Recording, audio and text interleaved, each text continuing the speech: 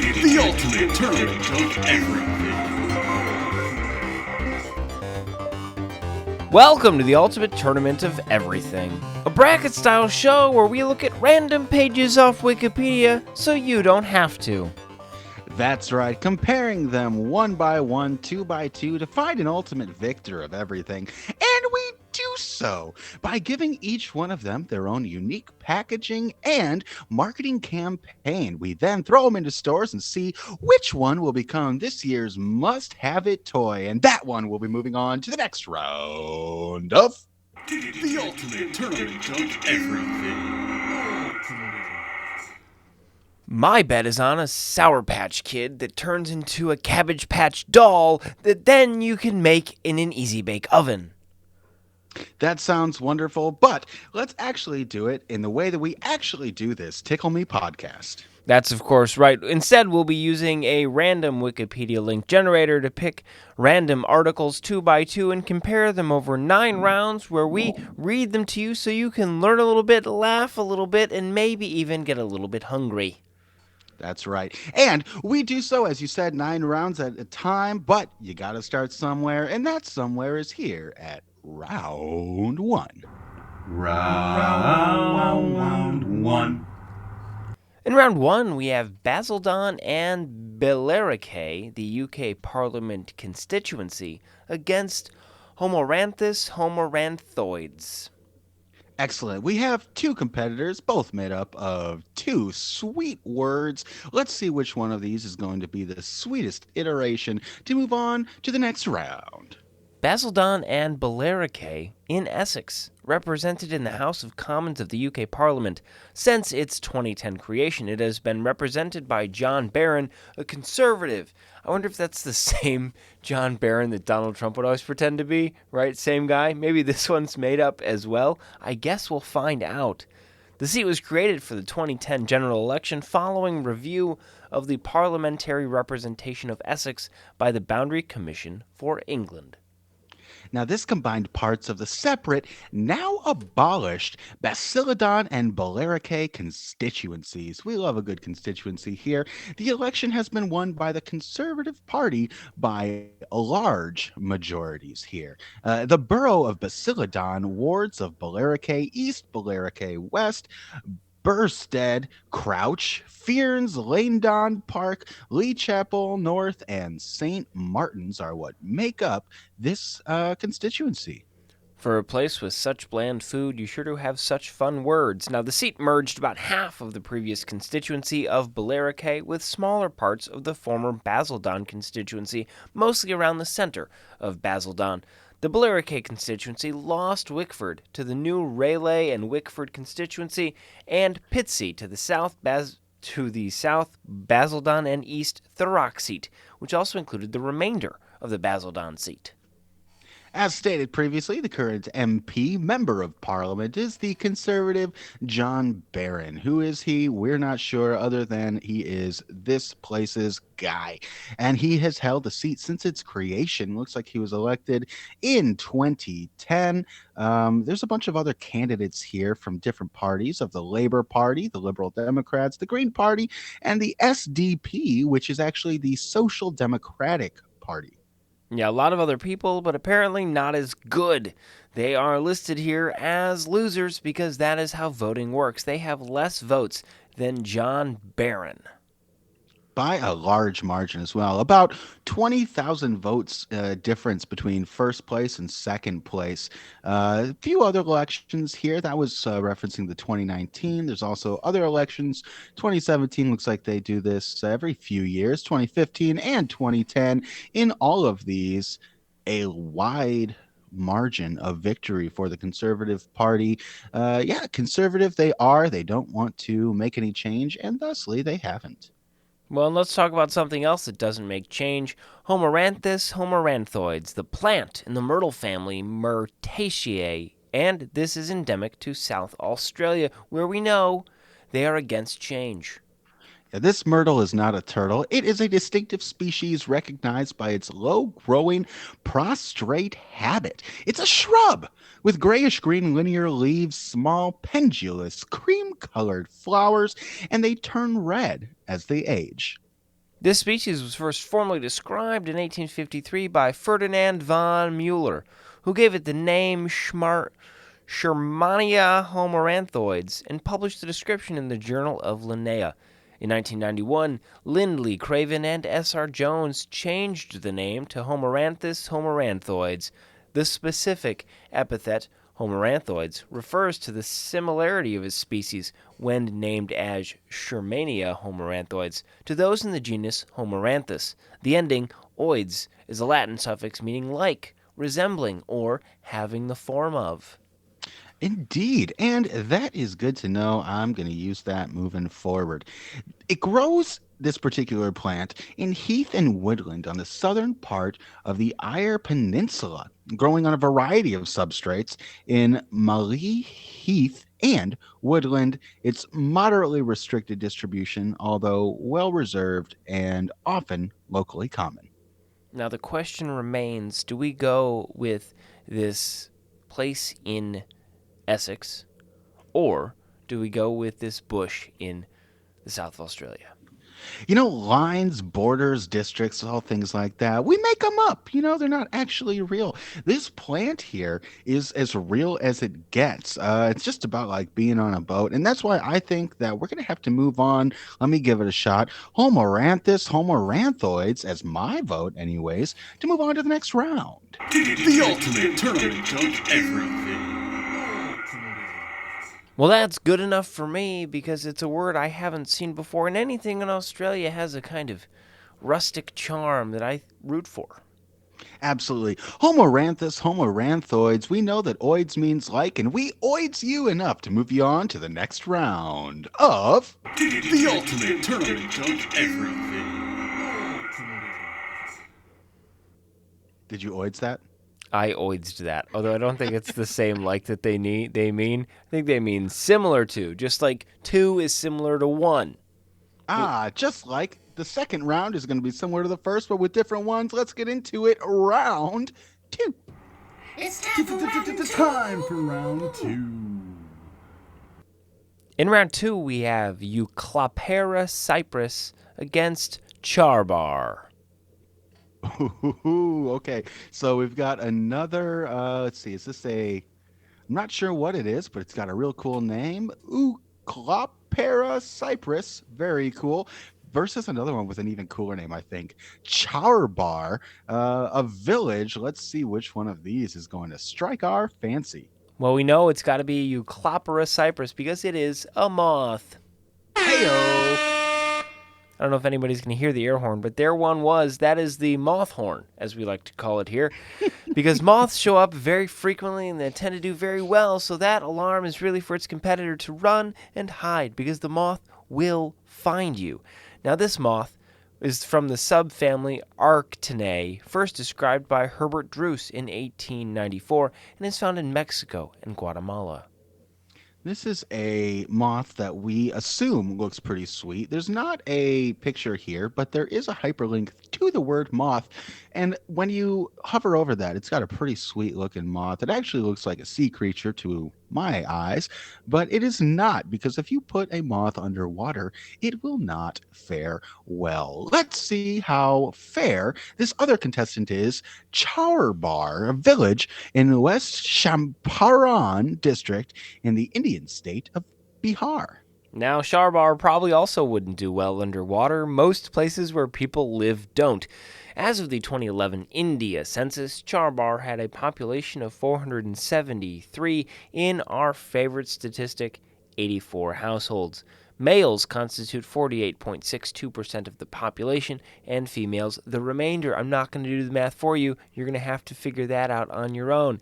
Charbar has an average literacy rate of 31.28.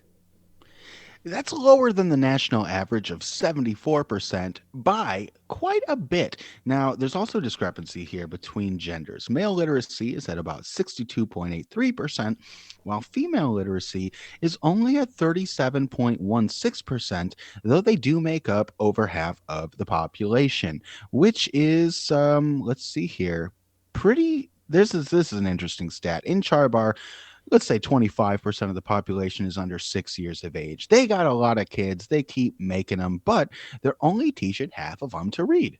Yeah, I would caution against that. I think you should teach all of them to read, actually. Reading is good. Absolutely. If it wasn't for reading, we wouldn't have this podcast. And so, Charbar, I think you need to pick it up. Education is important. I hope that word of this gets back to you. This is an audio program, and auditory podcast, if you will. And so, I hope that you hear this, you take note, and see that in this case, I think, and Rob, correct me if I'm wrong, without surprise, we're leaning toward the moth.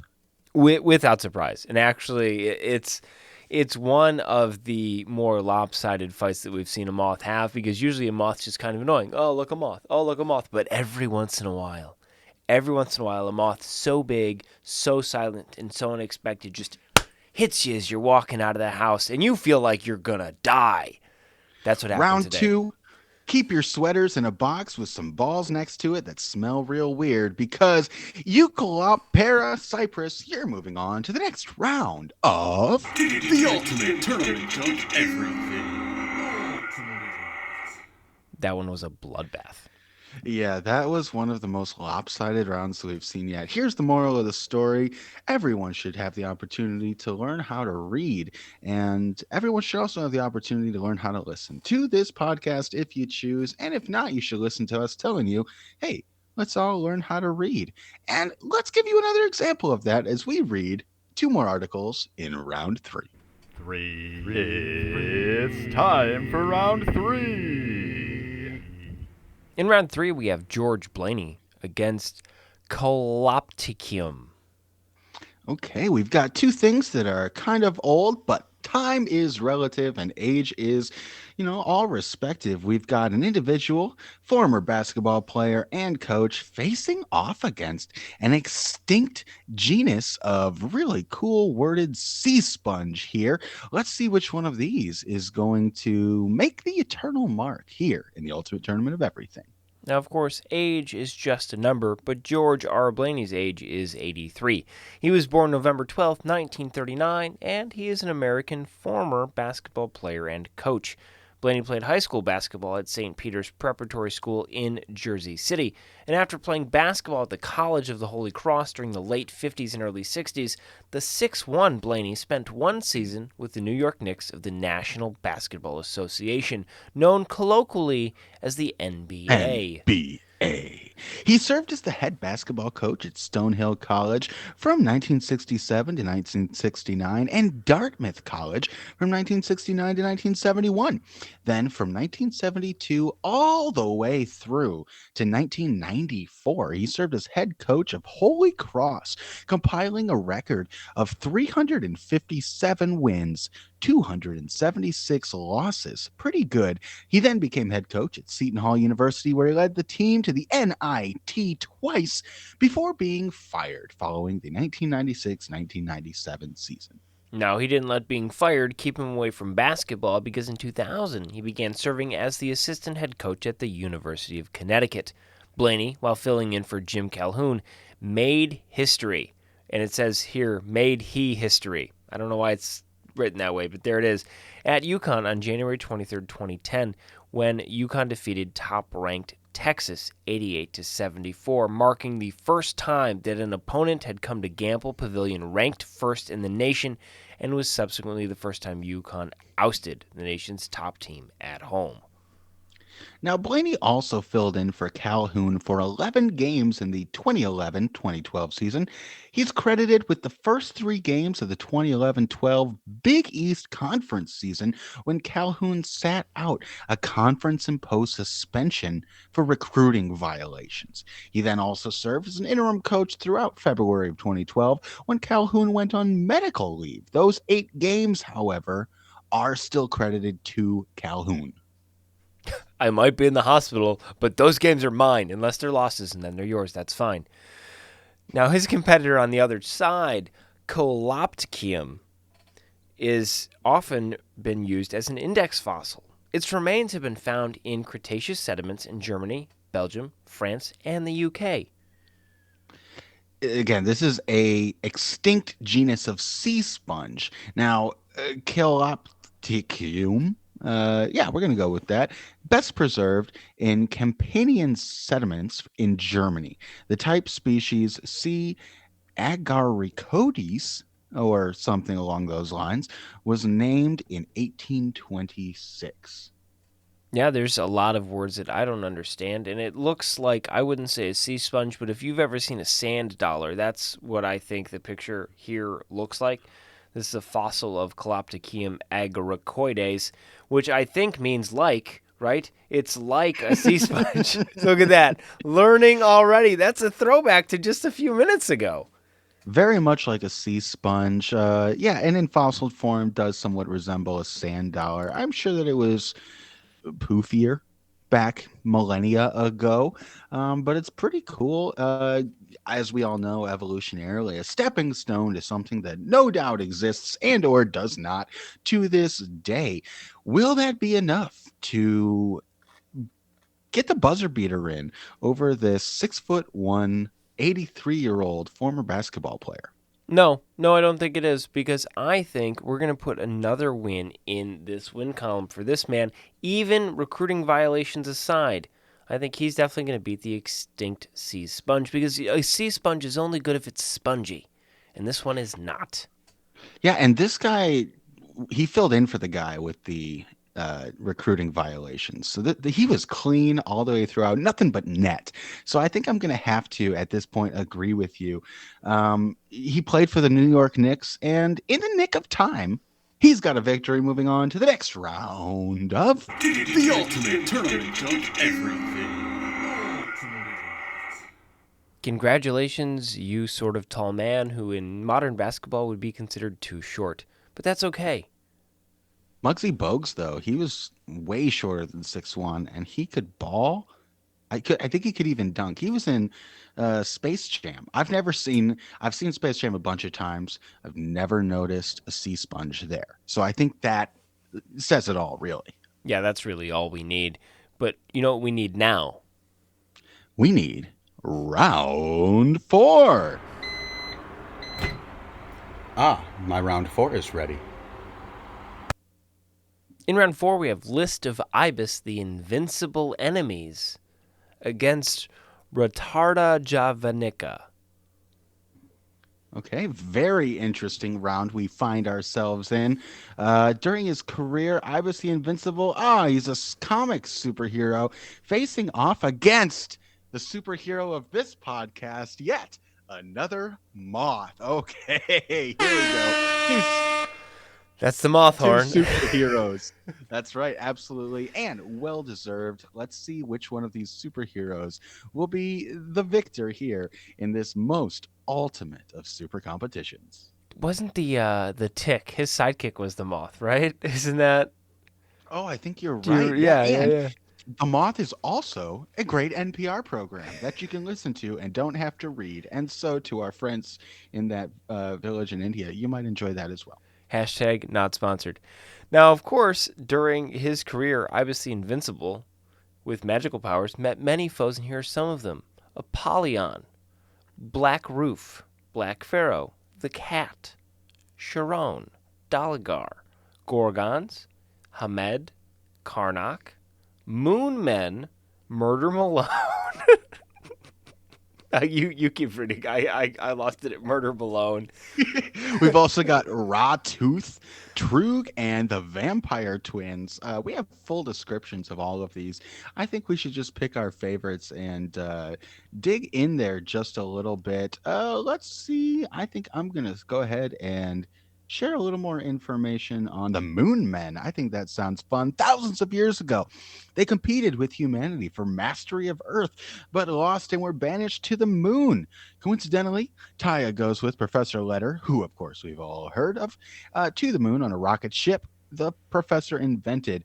Ibis transports himself to the ship and gives himself the power to survive in the vacuum of space. A pretty handy skill. They find what appear to be statues of huge men on made of white stone, but the professor says that these are creatures frozen through the lipstick vibrates in their presence, although it vibrates, and some statues are taken back to the ship and revive, attacking the humans and killing Letter.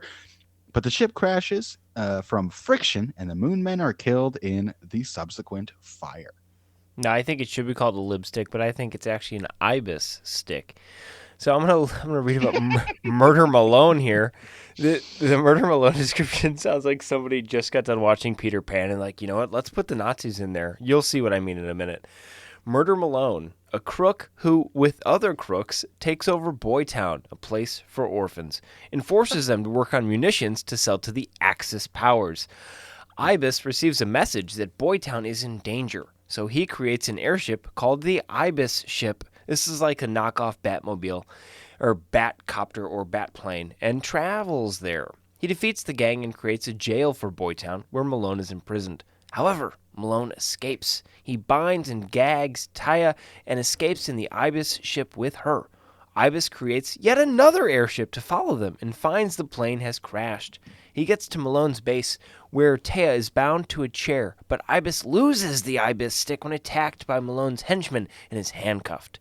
Malone tries to use the Ibis stick to turn Ibis into a toad, but becomes one himself. Ibis the Invincible definitely faced off against a lot of very interesting individuals and seems to have fared well, thus earning his title of Invincible. But gotta say, he might be facing off against his most, formidable foe right here in this, facing off against the moth known as Retarda javanica. This moth is in the family Cassidae and is found on Java, not the programming language, not the coffee, the place. Interestingly, the hyperlink for the word moth has the same awesome picture of the moth that the other one did. Not surprising. Let's tell you real quick, though, moths are a group of insects that include members of the order Lepidoptera, and they're not butterflies. No. Though they look sometimes like them. They're structurally built similarly, but distinctly different. I like to think of them only vaguely as night butterflies. Ooh, I like that very much. So, who will win in this epic auditory comic book? The list of Ibis the Invincible's enemies, or this moth from Java? Well, we're not talking about Ibis the Invincible. We're talking about just his enemies. And I got to imagine that this moth is better than Murder Malone. Yeah, I mean, if we've learned anything here from at least just the name of Ibis the Invincible, all of his enemies are pretty vincible. So I gotta Pretty think, invincible. yeah, and I see nothing here about weaknesses. There's no, what's the thing that takes down Superman? There's Kryptonite. kryptonite. Yeah, there's no kryptonite listed here. So this Retarda javanica might as well be invincible as far as I can tell from the information available to me. While all the others here on the other article, they lost. They got beat. And we're here to move on winners. And winners in this show are typically moths. Moving on to the next round of The ultimate tournament of everything. As we all know, moths always win. Yeah, except for our eagle-eyed listeners might notice that there was a break in the recording there. Rob had to take a break to eat some cookies. And, round 4 was just the time to do it. So, Rob, why don't you tell us, how were those cookies? They're delicious, and no one's going to know. You can't ruin the magic that is audio editing. They don't know that this is one continuous take most nights. You don't got to say that. Most nights it is. All right, well, now that your cookies have been consumed, let's get on to consuming the next round. Round 5. Round 5. In round 5, we have the 1904 Open Championship against List of Telephone Terminology.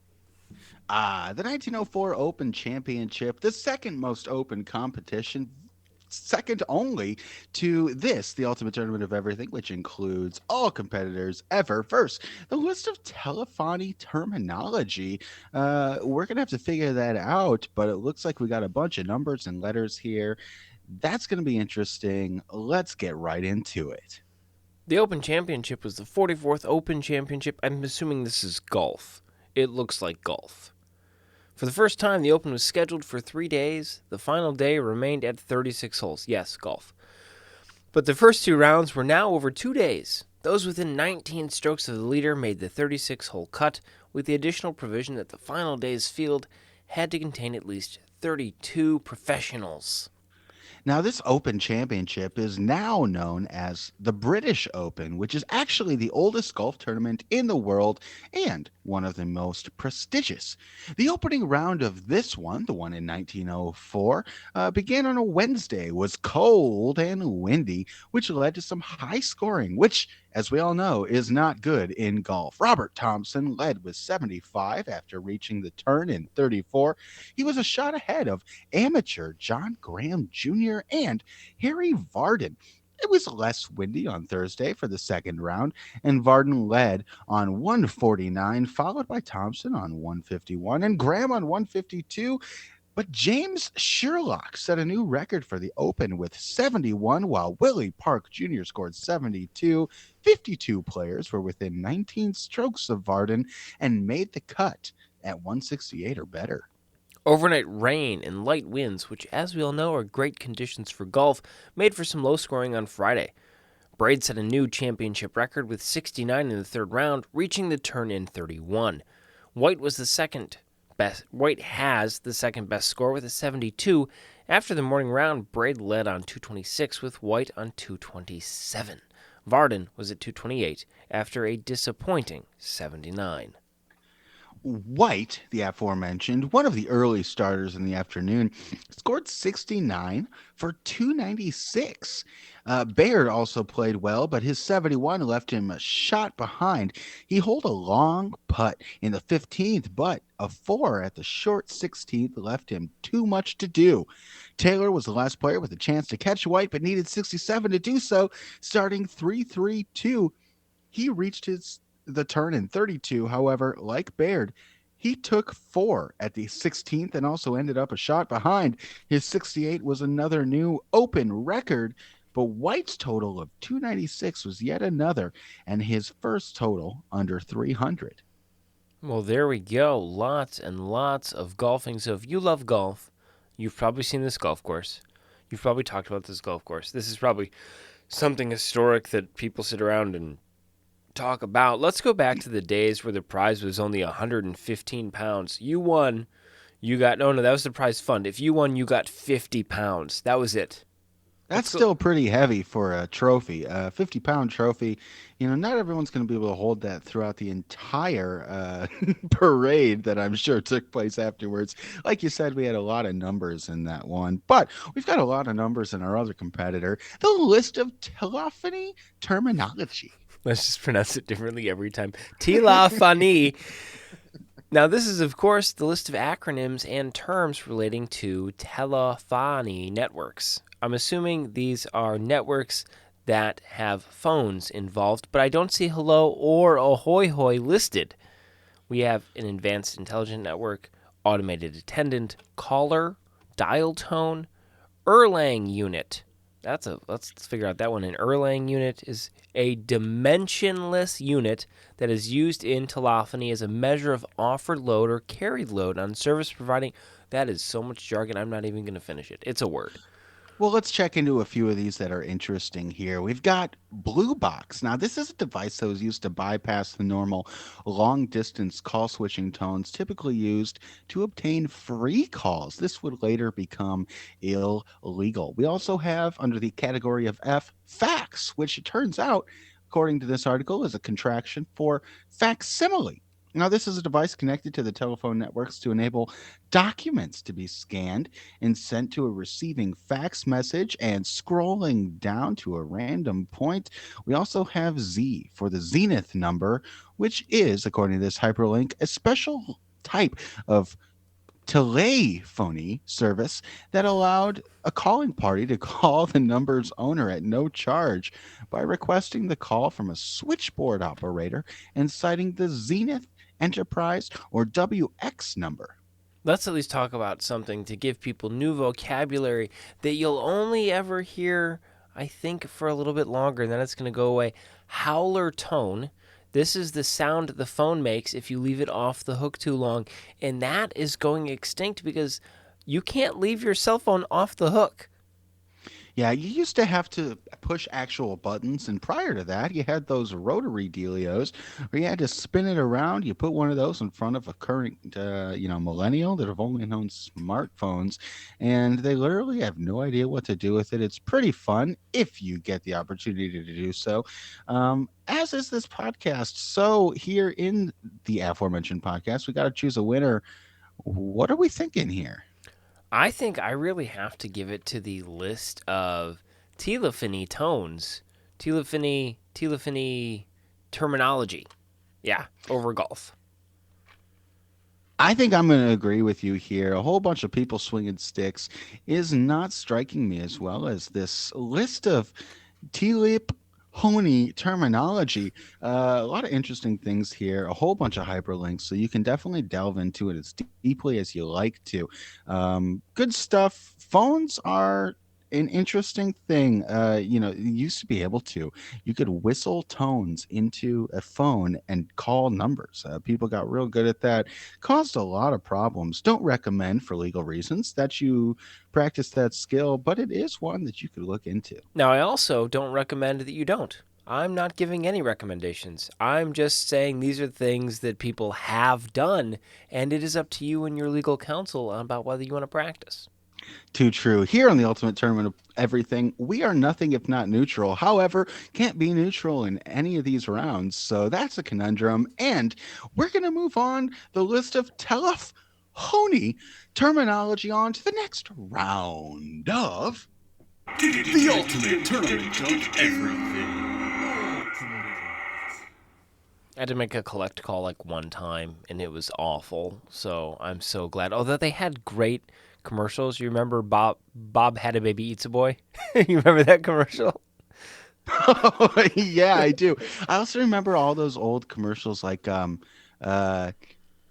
Carrot Top was in a bunch of them, like Call collect, the 1-800 collect. collect. Yeah, Yeah. and they had all those sweet jingles and things like that. Well, anyways, I think in that round we made the right call, but it's time to dial up the next round, and that round is round 6. Make me turn around the last curve. He comes around the last side, and there you have it. There is your winner, round 6.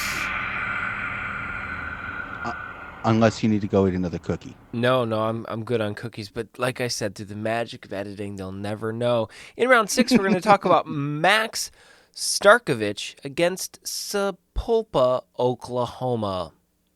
All right, we've got a consensus All-American football guard from the University of Washington facing off against a city in Creek and Tulsa counties in the U.S. state of Oklahoma. Let's see which one of these is going to reside in our hearts and in the next round. When you read articles that talk about old sports, you get kind of confused, like I'm just about to, because Max J. Starkovich, maybe it's Starkovic, was selected by the Brooklyn Dodgers in the third round of the 1937 NFL Draft. He did not play in the National Football League. He was selected to the University of Washington Hall of Fame in 1989 and to the College Football Hall of Fame in 1990. Pretty tough to do as a guard. You got to stand out pretty well, be a stalwart individual, and not let anybody by you. He seems to have done so with great ease. I'd like to come up with a better word, but it's just not coming to me. Let's get to his early years. Born in Iowa of Croat origin, Max Starkovich played high school football in Duluth, Minnesota. After high school, he worked 2 years in a steel mill in Gary, Indiana. Max decided to go to college and attended junior college in Duluth for 1 year before moving to Seattle. He's been all over the place to attend the University of Washington. He was known as one of the Strauss boys who were recruited by Alfred Doc Strauss. Dr. Alfred Strauss, a renowned surgeon and pioneer in cancer research, was a Washington alumnus that moved to Chicago when he attended medical school. And over the years, he recruited more than 100 football players from the Chicago area to the University of Washington, UW, and several of those became All Americans. Here's a guy that loves his college so much that he's out there working on curing cancer, being an awesome surgeon, and every time he sees somebody big, he's like, "Hey, you want to play football? You want to play football? Not here though. You want to play football out in Washington? I happen to know a guy." So he was born in 1911. So you got to think 18 years old about you go to college. So we're talking roughly 1920 because you spent a couple of years in a steel mill, being all tough and things like that. Um, this is way back when football was football, as it still is today, though in a different form. At the University of Washington, this Starkovich, he wore number 66, played fullback and tackle before settling in at guard, where he excelled. By the end of his career at UW, he lettered 3 times and was named an All Pacific Coast Conference player twice in 1935 and 36. Oh, wow, that's even a little bit further than we were estimating, including the first team in 1936. He started in the 1937 Rose Bowl and was named to the first team of the 1936 College Football All-American team. Now, the Rose Bowl has shown up before in the tournament, but let's talk about the most exciting part of this article for me. In his last football game, he started for the collegiate team when they beat the defending NFL champion Green Bay Packers 6-0. A team of college kids rubbed the Packers into the dirt, and I was all here for it. Okay. The Chicago Tribune Charities All-Star Game. It was a preseason game of American football held between, 1934 and 1976 between the NFL and champions and a team of star college seniors from the previous year. So, A, preseason, not going to give it your best go. A win is a B, win. A win is a win. you've No. got all first round draft picks. I don't think it's necessarily fair. And 1930, this is pre Lombardi years. We don't got to delve into it too much. Packers are still the best. Starkovich did not play football in the NFL. Instead, he started a career as an educator in Seattle, where for 36 years, he was a teacher, coach, and high school principal.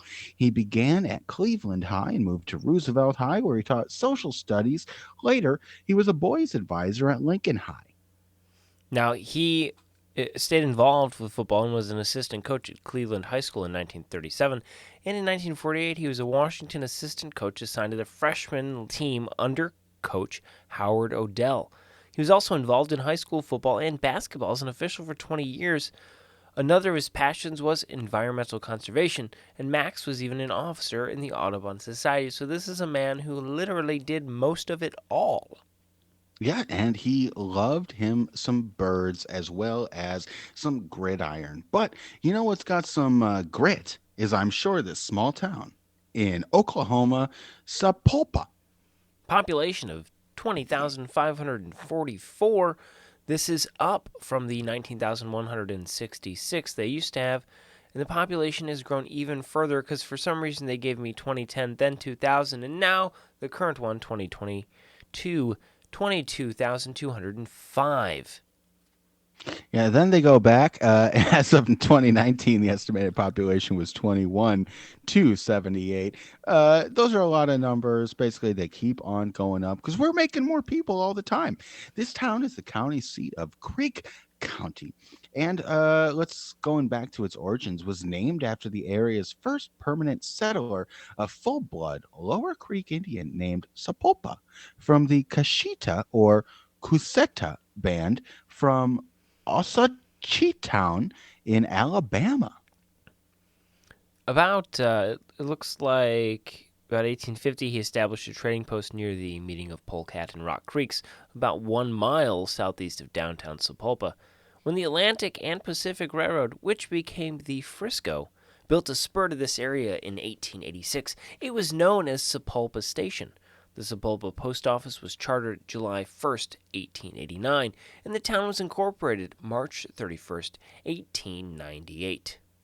Now, it appears there was some controversy over this town becoming the county seat of Creek County. After Oklahoma became a state, each county held an election to determine the location of the county seat.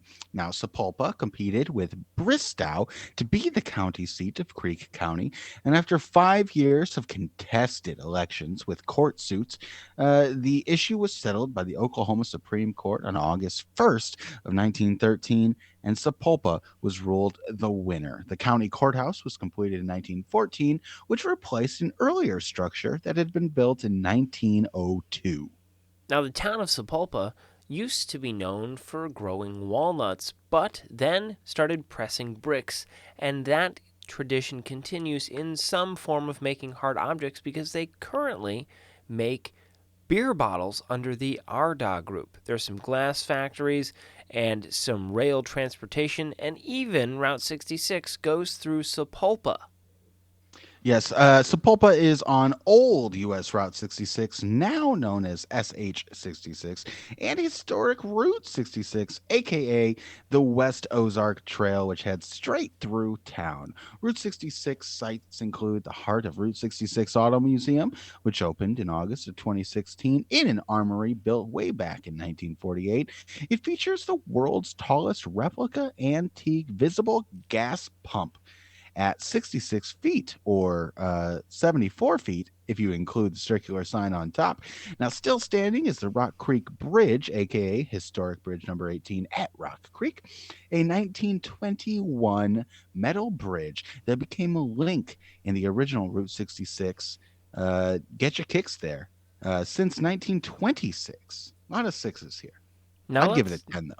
let's talk about a little bit of the controversy. The Sapulpa Daily Herald gained national media attention in November of 2008 for not reporting the election of Barack Obama as president, instead reporting that only John McCain had won among the voters of Creek County. Wow. Okay. So that's interesting. The news is what you make it. We make the news and we share it as we will. Eventually, though, I'm pretty sure word got to these folks that John McCain had maybe won around amongst them, but they're part of a larger whole, as are they part of the larger route that is numbered 66. But which one of our two competitors here are we going to number one and move on to round number two? That's such a tough one because Sapulpa sounds like a quaint little place, but there might be some people there that are still like, hey, McCain was a great president. So I don't know. I think I have to give it to Max Starkovic. I'm feeling like agreeing with you as well. This was a well-rounded individual. He got all around the country. He played all sorts of positions, and he's a member of the Audubon Society. This guy could fly high and tell you all about things that did so as well. So, Max Starkovic, you're moving on to the next round of The ultimate tournament of everything. Dude was even a school principal. I mean, you gotta really love what you're doing to be like, you know what? I love working with kids and teaching football. I wonder if he got some of that because he got recruited by that doc guy, you know? Yeah, I mean, I got to assume that guy was a well-rounded individual as well. If he was a surgeon, I believe, and a heavy recruiter, he had interests, wide interests, varied interests, and he's into a lot of things, more things than you can hold in one round. And so I say we follow in their or their oids, and move on to the next round, round 7. Round 7. Round 7. Round 7. Round 7. In round 7, we're going to talk about Zefta and Arkali Shagavadze. Okay, hey, we have an Egyptian town with a real cool name, but alphabetically it probably got called last a lot. Facing off against a Georgian politician. Now, this is from the nation of Georgia and not the state that, I'll go, of all the places mentioned in Max Starkovic. I don't know if he ever went to Georgia. No, he probably did not. But he probably also didn't go to Zefta, the Egyptian town in the Nile Delta within the Garbia Governorate. It is across the Nile from Mitgarmer city of Ad Decalia Governorate. Now, I don't want you to think this odd, but this town goes all the way back to the 12th century. Zepta was an important regional trading center, especially for textiles such as silk, flax, indigo, sesame, and sugar, or rather, in addition to. They were among the commodities brought and sold here. Some of these products were consumed locally, while others were sent to towns, including Cairo. Fast forward to the 1670s, Abbas Agha, the chief eunuch of the Ottoman Empire, made a large Waqf endowment consisting of diverse Egyptian properties. Zefta was home to the single largest number of properties he endowed, leading Jane Hathaway to describe it as his pet charity. Not sure what any of that means. Jane Hathaway, though, that name sounds familiar. Anne Prob Hathaway's mother.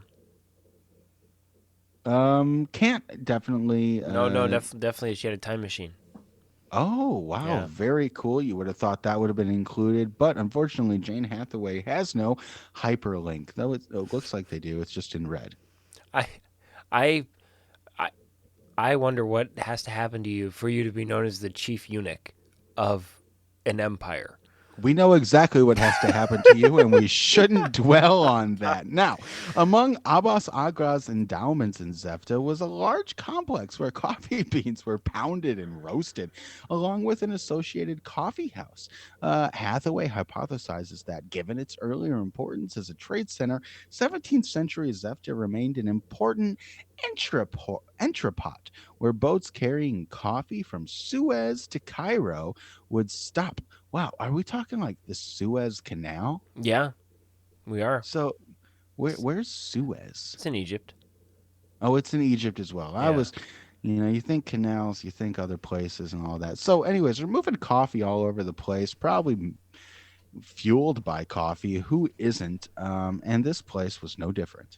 Zefta is well known in the modern Egyptian history because during the 1919 uprising, also known as the Egyptian Revolution of 1919, when the British occupation expelled Saad Zagul Pash out of Egypt along with other leaders of the Waft Party and were exiled to Malta. The people of Zefta, led by Yusuf el Guindi, gathered and declared their independence from the crown and named it the Zefta Republic. The town of Zefta has also seen the birth of Mustafa Yunus, who works in the field of aviation, Fouad Yunus, who works as an accountant, and engineer Mogad Yunus. I don't know why they're all so important, but they were at least probably related.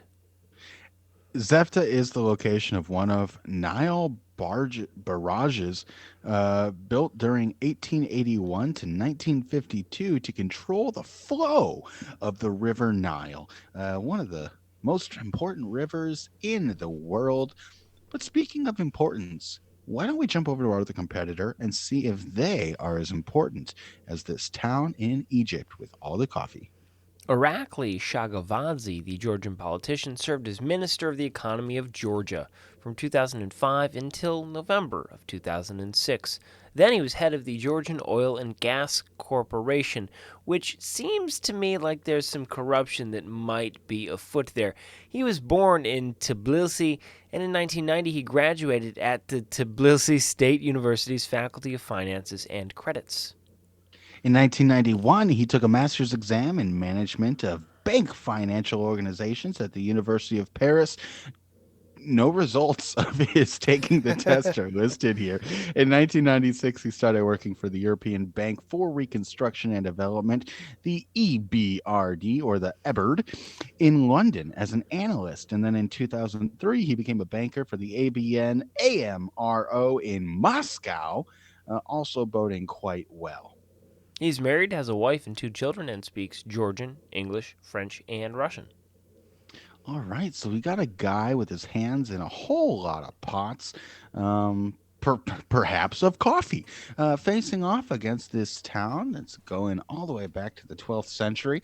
I don't think anybody living now today can say that they have that credit, which also was thoroughly involved in coffee. Which one are we here going to choose as our selection as the best way, the best part of waking up?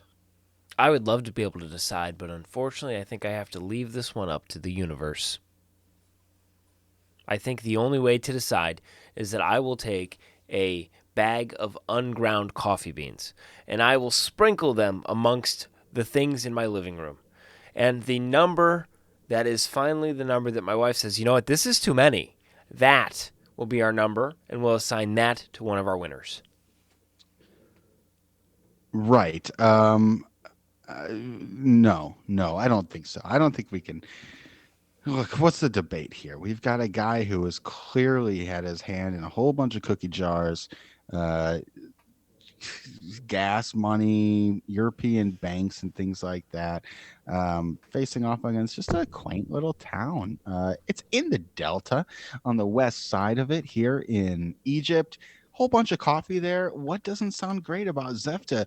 If I had two votes, I would put it down for that town, but I don't. I've only got one. And so now, Rob, you're left on a precipice with or without coffee. Well, when you put it like that, I think the only route to go with is to change my vote from undecided to Zefta. Zefta. You may have a Z in your name, but you got an A in our book, and you're moving on to the next round of The ultimate tournament of everything. I'm not saying he's not corrupt, but I'm also not saying he's not corrupt. I mean, I'll go so far as to say he's corrupt. We're a podcast with like hardly any, listenership.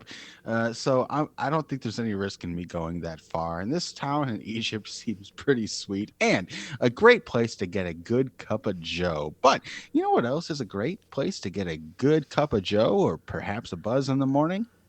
Round 8.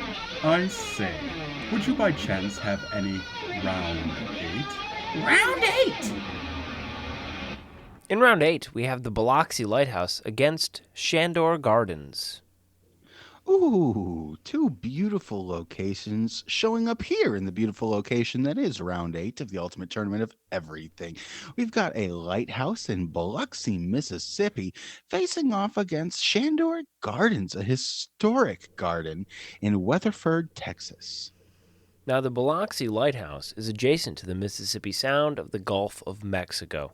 The lighthouse has been maintained by female keepers for more years than any other lighthouse in the United States, and it was listed on the National Register of Historic Places in 1973 and declared a Mississippi landmark in 1987. Going all the way back to March 3rd of 1847, the United States Congress authorized $12,000, which was a lot back then, for the construction of a lighthouse at Biloxi. The United States Department of the Treasury structured a contract dated October 15th, 1847, to the Baltimore foundry of Murray and Hazelhurst to build an iron lighthouse for $6,347. The keeper's house was contracted separately. The contractor at Mobile, Alabama, purchased the site, and the tower was completed and placed in operation in 1848. Pretty quick turnaround there. This tower was 45 feet from the base of the lantern room and displayed 9 lamps, the first keeper of which was Marcellus J. Howard. Mary Reynolds, with a large family of orphan children, was appointed keeper on April 11th of 1854. She remained in service until the Civil War. She owed her appointment to Governor Albert Gallatin Brown, and in 1856 the light was refitted. In 1860, a hurricane swept the coast and destroyed many lighthouses, but Biloxi Lighthouse remained undamaged. Keeper Reynolds reported that she kept the light burning through the storm and faithfully performed the duties of lightkeeper in storm and sunshine attending it. I ascended the tower at and after the last destructive storm when man stood appalled at the danger I encountered. During the storm in 1860, a portion of the sand under the lighthouse eroded, causing the structure to lean. Later, more sand was removed from the opposite side to correct this. Mississippi, I gotta tell you guys, I don't know if that's the right way to fix it. We all know that a house built on sand is a good start. Now, local authorities ordered that the light be extinguished. On June 18th of 1861, this light, however, was repaired and returned to service by November of 1866. And at that time, the tower was reported to have been painted with coal tar to protect it from rust, not, as has been reported, to mourn the assassination of President Abraham Lincoln. Only Mississippi's like, whoa, okay. We're not sad about it. We just don't want the lighthouse to rust. Let's jump forward a little bit to 1898 when a telephone cable was laid by Reese Hutchinson between the Biloxi and the Ship Island lighthouses at the start of the Spanish-American War, and then to 1916 when the light was again damaged by a hurricane.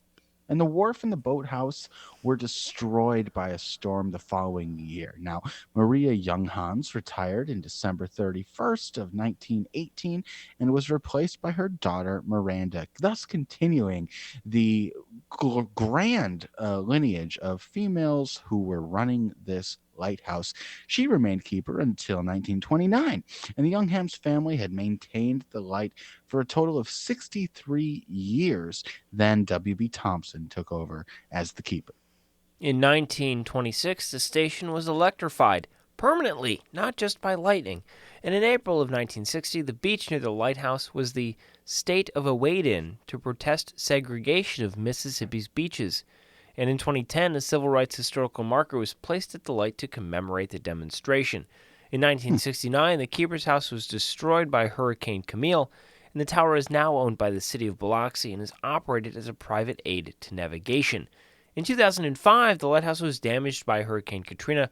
Restoration was completed with a relighting ceremony on February 19, 2010, and the restoration amounted to over $400,000. Repairs included a rewiring, the interior bricks being redone, an installation of exterior lights, and restoration of the surrounding decorative fence. So this lighthouse was so important that it was actually even featured on Mississippi's automobile license plates from October 2007 to October 2012. A press release from the Mississippi State Tax Commission, which designed and issued the plates, acknowledged the light as, quote, a building of historical importance, end quote. That, quote, has long recognized as a landmark of the Mississippi Gulf Coast, again, end quote. Now, this one's kind of fun. Throughout history, the lighthouse has survived a score of hurricanes, including great storms of 1947 and 1969. And during each one, or after each one, blue lines are painted on the wall to mark historic storm surges above the mean sea level. Hurricanes of 1855 and 1906 reached 14 feet. In 1909, hurricane reached 15, Hurricane Camille reached 17.5, and then Katrina reached 21.5 feet above mean sea level. Yeah, that is certainly one mean sea. But speaking of sea, let's get over to our other competitor, which starts with a C, Shandor Gardens. Now, this, of course, is the historic 3.5-acre garden established in Weatherford, Texas, by the British-born portrait painter Douglas Chandor. Chandor, indeed. This was originally named White Shadows. It was renamed by his widow, Ina Kootman, after his death in 1953 and kept open to the public until her death in 1978. The gardens were neglected, however, until 1994 when Melody and Chuck Bradford bought them and spent a year cleaning and repairing the gardens and Shandor's house and studio and began hosting weddings and garden tours. And then the city said, hey, that's nice. We're going to take it. So in 2002, the city of Weatherford acquired Shandor Gardens, and they are now a recorded Texas historical landmark. We've got a very limited photo included here. It looks like we've got a nice little house that appears to be a body of water of some sort. Not sure if it's a pond or a river or what have you. And a small bridge, spanning this body of water, but we don't know a whole lot about it. We do know more than we thought we would about this lighthouse. So, Rob, how are we feeling here in this round where we have two, truly, I would say middle of the road contestants? Well, hey, it's a lighthouse. Hey, it's a house. I think that's about all you can say about these two, but if I had to pick one, and I do, I think I have to go with the Biloxi Lighthouse for no other reason. I have two. For no other reasons than one, When they Yep. saw it was leaning to one side in true Mississippi fashion, they're just like, no, no, no, take some dirt out of the other side. It only needs Love to that stand part. a little bit. And the second one, hmm when they painted it black with tar, and they're like, no, no, no, no, we're not dead. Lincoln's dead. That's not why. That's not why. I love all of those. I truly do. I appreciate them for their humor and for it's great bits of history. But I'm going to choose Chandor Gardens for no other reason than to be uh, in disagreement with you. I am feeling like being, kind of combative here. So I think we find ourselves at an impasse. You ever have someone in your life who just always has to do the opposite of what you do? Maybe it's a coworker, maybe it's a child, maybe it's someone you pass in the hall every day and you say hi and they go, "Why? What's so great about saying hi? Good morning. Is it really?" That is what it is like to have a brother. So now we find ourselves here. Time for a tiebreaker.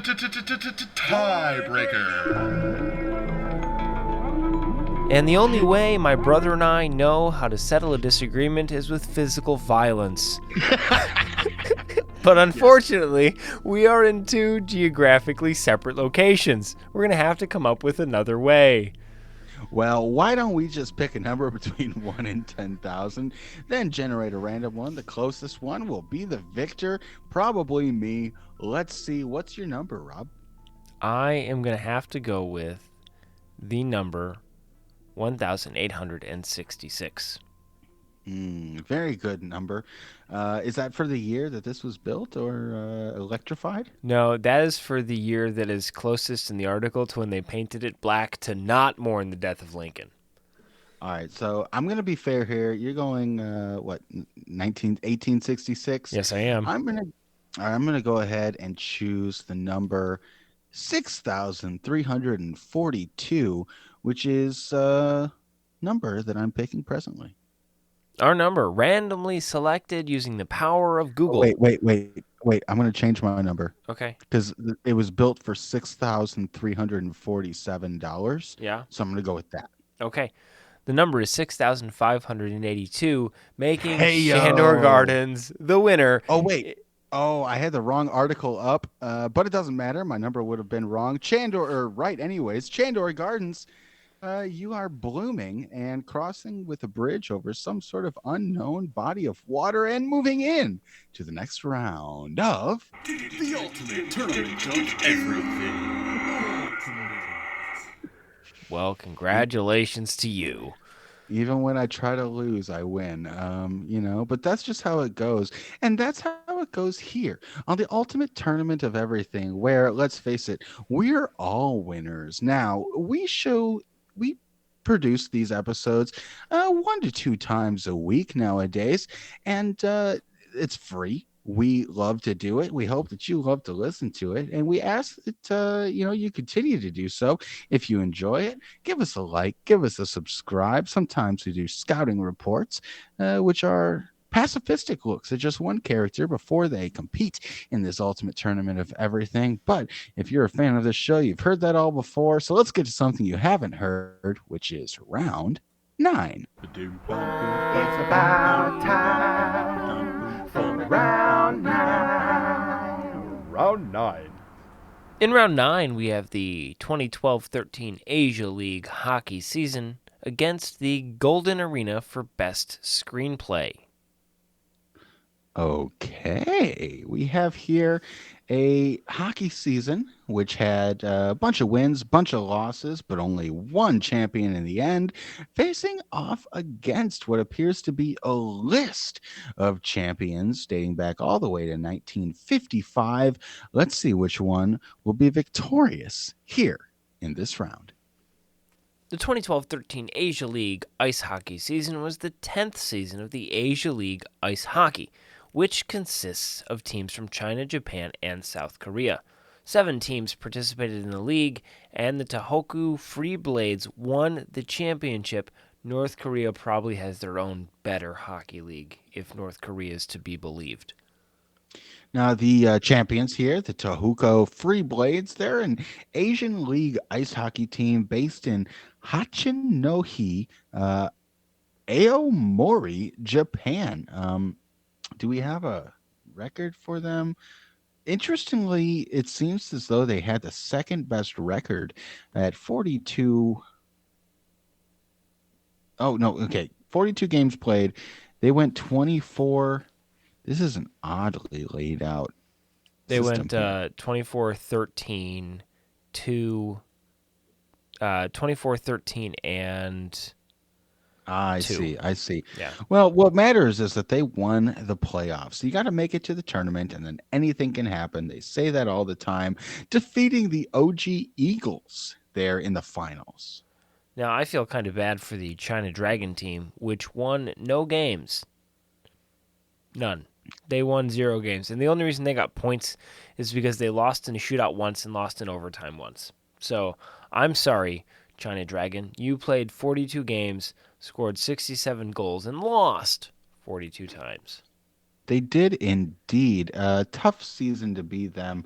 Um, Now, you've alluded to North Korea. There's no teams here listed from North Korea, only South Korea, which seems to have not fared as well as the champions here.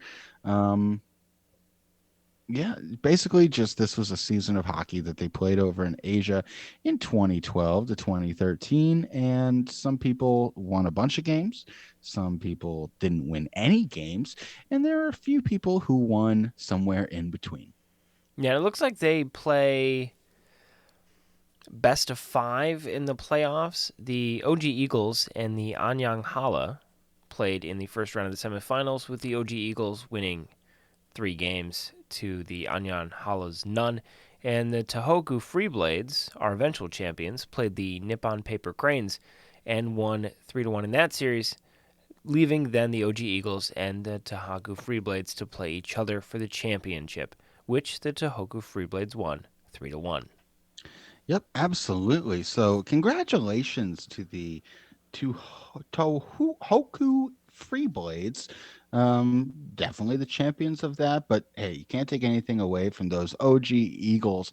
But speaking of OGs, let's get over to our other competitor and look at the Golden Arena for Best Play. This is a list of winners of the Golden Arena for Best Screenplay at the Pula Film Festival. Now, the Pula Film Festival is an annual Croatian film festival established in 1954. And if I remember, our football player turned high school principal turned coach recruited by Ah, that guy yes, was indeed. the article said a Croat. Isn't that what it said? I believe it did. Okay, so we have the Yugoslav competition that started in 1955 and went all the way to 1990 with the original winner, Slavko Janevski, going all the way to the most recent one in 1990, Ferenc Diak. And then there's also a Croatian competition, which started in 1992, and that goes till presently, with the first 2 winners being Lada Castellan and Zrinko Orgesta, and our most recent winner in 2021 is actually 3 winners, Sandra Antalik, Branko Schmidt, and Agnen Slivikic. So these were a bunch of wonderful screenplays that probably were turned into delightful films. Um, but I can only guess at that. Though they won awards, so we got to imagine there's some credence there. Let's look at some of the titles here. Going back to the beginning, let's see. We had a few with Croatian names. We do have English titles of some beginning in 1957. Master of His Own Body. We had Train Without a Timetable. That's pretty sweet. Operation Stadium won in 1977. Up to 1989, we had The Meeting Point. Ah, yes, indeed. Once the competition was converted to the Croatian competition. Let's see, 1980, 1993, Countess Dora, 1995, Each Time We Part Away. And now, of course, these are translated titles, and there are films that we've never seen, possibly never heard of, unless you are a Croatian film buff. Yeah, which I am not. One of these is just called Buick Riviera, which I think is just an actual car. Donkey, The Show Must Go On, Sonia and the Bull, A Stranger, Number 55. That one sounds good. I know nothing Mm. about it other than that's after 54. Yes, absolutely. And I believe it was the prequel to the number 56. But which one of our two competitors here in this round is again going to be number one? Will it be this list of Golden Arena for best screenplay, films, scripts, or the 2012-2013 Asia League ice hockey season? I almost always, without exception, have to go with hockey, but unfortunately, for hockey in this case, I have to go with the list of film winners. Why is that? I think only because I'm very intrigued by number 55, whereas I've seen a lot of hockey. It's just this number that's getting you. That's it. There's a bunch of hockey players that may or may not have the number 55. Here's how much I care. I've been convinced. Hockey's the winner. No, No, you can't go back. This is the winning sound. I'm going to do it again because hockey cannot lose. all right. Well, ladies and gentlemen, that is the type of highly, structured and rigidly strictured type of competition that you'll get here at the Ultimate Tournament of Everything. Once or twice or up to 5 or 7 times a week, depending on our availability. But we're glad that you joined us here through this episode. I think we've had a bunch of winners. We've had an equal amount of losers. But we're all winners for having joined together in this experience. If this is something you liked listening to, keep listening to it. And if you wish there are more of them, well, we do too. But this is not our full-time job. It's not even our part-time job. We make no money. We're not asking you for any, and we don't even have a Patreon, everyone's worst form of Eevee. So while this is free for you, we want to make sure that you have your free time to spend with us. Absolutely. So join us next time for the next episode of The ultimate tournament of everything.